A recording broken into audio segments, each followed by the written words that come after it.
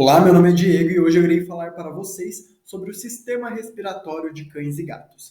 O sistema respiratório ele vai ter diversas funções. E as principais funções desse sistema é hematose, que é a troca gasosa, purificação, umidificação e aquecimento do ar. E é importante a gente entender essas funções do sistema respiratório, principalmente quando a gente tem que fazer ali uma ventilação mecânica, onde a gente tem que prestar atenção na purificação, umidificação e aquecimento do ar, que é extremamente importante para o nosso organismo.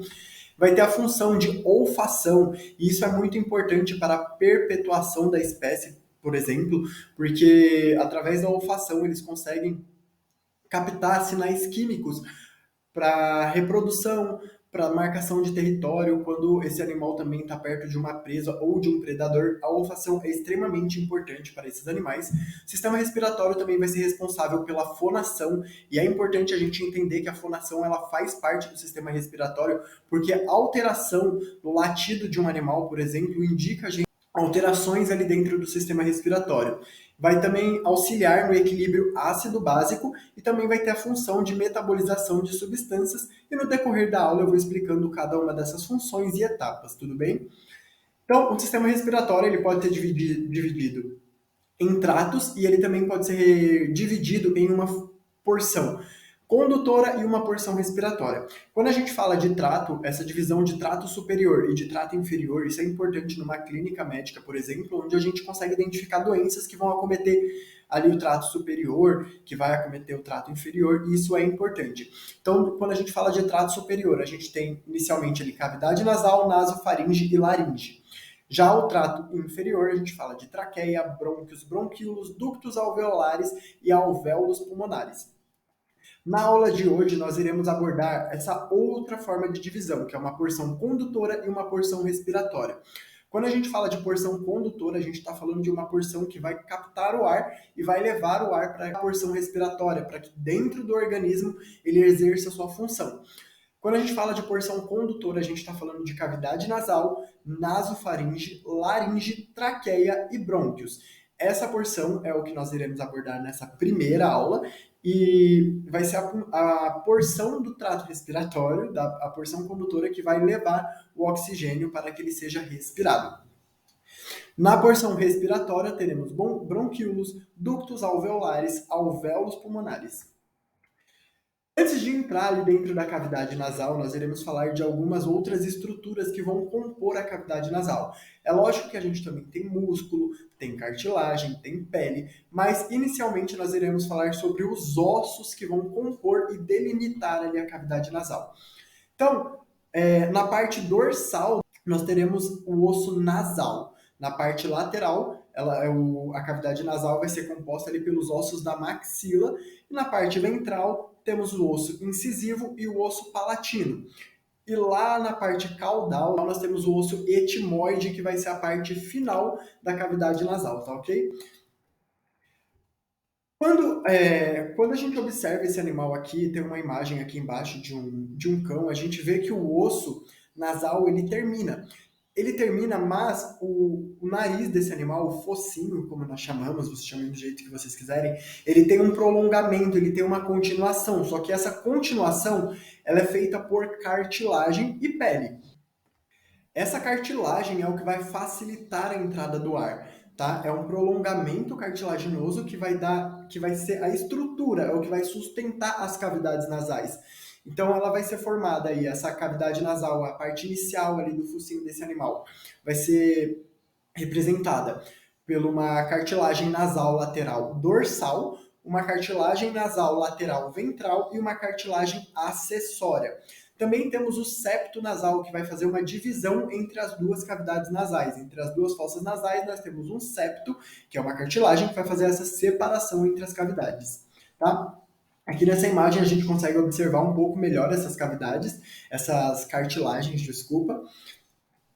Agora sim, dando início à cavidade nasal, às fossas nasais, nós temos aqui o vestíbulo nasal, que é a parte inicial da narina desse animal. Ali onde tem a cartilagem, o vestíbulo nasal vai ser uma região de transição do meio externo para o meio interno. E a gente vai ter como se fosse um degradê ali de células, onde a gente vai ter a mudança da parte externa para a parte interna para dar início a um epitélio respiratório. Dentro do vestíbulo nasal, a gente tem vibrisas, que são os pelos que vão fazer a captura de macromoléculas. Vai ser a primeira etapa ali de proteção do nosso sistema respiratório. As vibrisas, então, vão captar as macromoléculas. E junto das vibrisas, nós temos também glândulas sebáceas e glândulas sudoríparas que vão ter essa função de capturar macromoléculas, moléculas estranhas que não devem entrar dentro da cavidade nasal. Dentro do vestíbulo nasal, nós também temos um ducto chamado de ducto nasolacrimal. O ducto nasolacrimal é um ducto que vai fazer uma ligação entre a cavidade ocular e a cavidade nasal, e ele vai ter a função de eliminar o excesso de líquido, de lágrima produzida ali na cavidade ocular. Então todo esse excesso produzido de lágrima ali dentro da cavidade ocular do animal vai ser depositado dentro do ducto nasolacrimal e vai ser eliminado ali pelo vestíbulo nasal. Quando a gente tem algo que interrompa o fluxo, que não permita que o líquido, que a lágrima produzida dentro da cavidade ocular seja liberado, ela vai começar a escorrer para dentro, para a pele desse animal, e é o que o tutor chama ali vulgarmente como lágrima ácida, onde fica todo enegrecido, todo avermelhado aqui em volta dos olhos desse animal.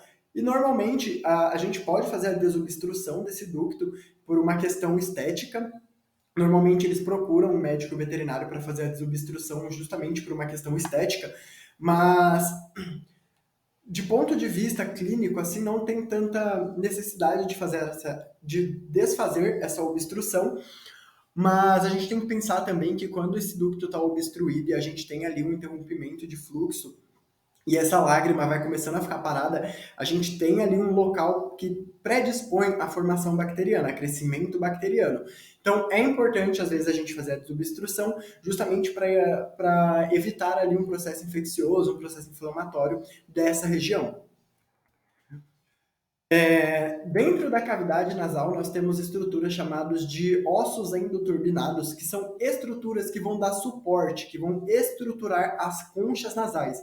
E as conchas nasais são as estruturas funcionais da cavidade nasal. Conchas nasais são estruturas que vão ter a função de aumentar a superfície de contato do ar com a mucosa do animal. Nós temos ali dentro a concha nasal dorsal, a concha nasal ventral, a concha nasal média e a concha nasal etimoidal, que dá para a gente ver aqui nessa imagem.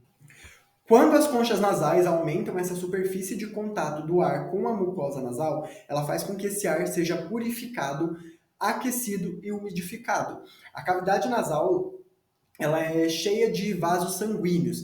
Então, quando a gente tem um aumento desse contato do ar com a mucosa, os vasos sanguíneos, o calor ali dentro da cavidade nasal pelo sangue, faz com que esse ar seja aquecido.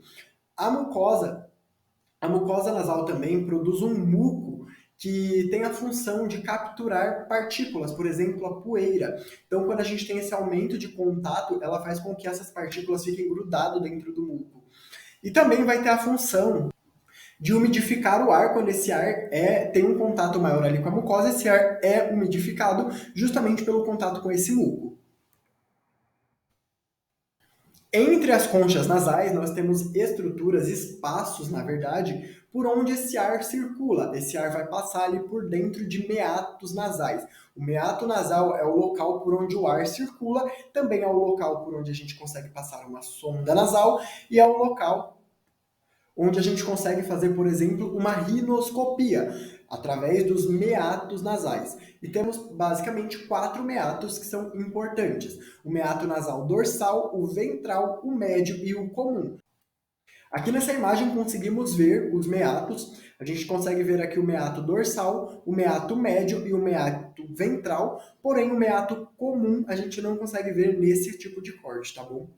Os seios paranasais são espaços preenchidos por ar. Esses espaços, eles vão dar leveza ao crânio, leveza à cabeça do animal, porque eles são preenchidos por ar. E nesse local também acontece o aquecimento e a umidificação desse ar. Os seios paranasais, eles auxiliam também na regulação térmica do crânio, Por quê? Porque dentro desse seio nasal, onde acontece esse aquecimento, ele está muito próximo do crânio do cão e do gato. Então ele auxilia também no aquecimento do ar. E nós temos três tipos de seios paranasais importantes aqui. Nós temos o seio frontal e o maxilar, que vai estar presente tanto no cão quanto no gato, e o esfenoide, que vai estar presente apenas no gato e não está presente no cão. E é nessa região, nos seios paranasais, onde ocorre uma inflamação que nós chamamos de sinusite. Então, se o ser humano tem sinusite, o cão e o gato também podem desenvolver sinusite. Isso é importante da gente entender para a gente tratar de uma forma melhor o nosso paciente, porque eles também têm seios paranasais e quando ocorre a inflamação desses seios é o que chamamos de sinusite. Agora falando um pouco sobre a microscopia da cavidade nasal, a cavidade nasal vai ser composta por glândulas mistas, serosas e mucosas, que vão ter a função de produzir um muco. E esse muco vai fazer com que partículas estranhas, moléculas estranhas que estejam no ar, presentes no ar, sejam capturadas e coladas na parede do epitélio nasal. O epitélio nasal também vai ter um epitélio pseudoestratificado colunar ciliado. E esses cílios vão movimentar, vão fazer com que esse muco que está ali na parede da cavidade nasal seja movimentado em direção à faringe desse animal para que ele seja eliminado. Então, o epitélio ciliar são pequenos cílios parecendo pequenos pelinhos que vão fazendo a movimentação desse muco que está cheio de partículas estranhas para que ele seja eliminado, tá? E dentro da cavidade nasal, como eu falei, nós temos células olfatórias também. E as células olfatórias são essas células em amarelo que possuem cílios. Esses cílios que estão aqui em cima no topo, aqui presente no lúmen, aqui por onde o ar passa, esses cílios eles têm terminações nervosas que vão captar partículas, estímulos e levar lá para o sistema nervoso central para serem reconhecidas. E aqui finalizamos a cavidade nasal de cães e gatos e na próxima aula daremos continuação à porção condutora do sistema respiratório. Não esqueçam de curtir o vídeo, se inscrever aqui no canal e ativar o sininho.